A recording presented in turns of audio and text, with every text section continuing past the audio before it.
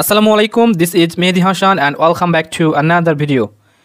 আজকের ভিডিওতে আমি জাস্ট এসএসসি পরীক্ষা 2025 সালের রাজশাহী বোর্ডের ইংলিশ ফার্স্ট পেপারের কোয়েশ্চেনটা দেখিয়ে দেবো। এখানে আমি কোনো প্রশ্নের সলিউশন নিয়ে আলোচনা করব না, আগেই বলে দেওয়া ভালো। ওকে, এখন অনেকের কিন্তু এই কোয়েশ্চেনগুলো প্রয়োজন হয়, তাদের জন্য মূলত এই ভিডিওটি। আমি এখন স্টেপ বাই স্টেপ সবগুলো প্রশ্ন দেখিয়ে দেবো। আর আপনাদের যদি কোনো প্রশ্ন কিংবা মতামত থাকে তাহলে আমার ফেসবুক পেজ মেহেদি টক্সে যাবেন এবং সেখানে গিয়ে কমেন্ট করবেন, তাহলে আমি আপনাদেরকে রিপ্লাই দেওয়ার চেষ্টা করব। আর আপনারা যদি ম্যাথামেটিক্স নিয়ে সমস্যায় থাকেন তাহলে আমাদের চ্যানেলটাকে অবশ্যই সাবস্ক্রাইব করে রাখবেন, কারণ আমি most of the video math নিয়ে বানিয়ে থাকি। যাই হোক, আমরা এখন প্রশ্নগুলো দেখার চেষ্টা করি। এখানে প্রথমে একটা প্যাসেজ দেওয়া আছে, আশা করি দেখতে পাচ্ছেন। তারপর এই প্যাসেজে আমরা দেখতে পাচ্ছি অনেক কিছু লেখা আছে, তাই না? আর এখানে লেখা আছে কি প্রশ্ন, আশা করি দেখা যাচ্ছে। এখন পরের পৃষ্ঠা যাওয়া যাক। এখানে আরও কিছু প্রশ্ন লেখা আছে। এখানে 2 নম্বর প্রশ্ন দেখতে পাচ্ছেন, 3 নম্বরে দেখতে পাচ্ছেন গ্যাপ দেওয়া আছে নিচে, এখান থেকে পূরণ করতে হবে এগুলো পড়ে, তাই না? 4 নম্বরে দেখতে পাচ্ছেন একটা প্যাসেজ দেওয়া আছে 4 এবং 5-এর জন্য,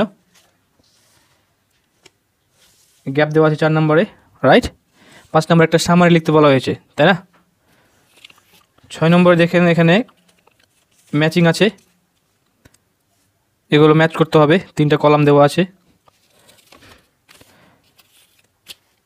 7 নম্বর দেখতে পাচ্ছেন বলা হয়েছে put the following parts of the story in correct order to make the whole story, মানে সঠিকভাবে সাজাতে হবে এবং একটা সম্পূর্ণ গল্প বানাতে হবে, তাই বলা হয়েছে, তাই না? 8 নম্বরে দেখতে পাচ্ছেন একটা প্যারাগ্রাফ, আর রেইনি ডে।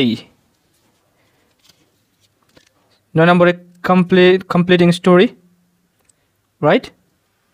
10 নম্বরে এখানে একটা পাই চার্ট দেওয়া আছে।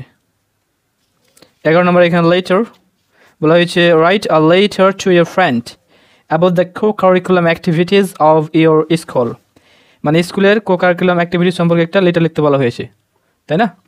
আর 12 নম্বরে লক্ষ্য করা যাচ্ছে এখানে কি বলা হয়েছে, now write a dialogue between you and your friend about the importance of reading story books, গল্পের বই পড়ার গুরুত্ব সম্পর্কে একটা ডায়লগ, তাই না? যাই হোক, আমি আপনাদেরকে প্রশ্নটা দেখিয়ে দিয়েছি।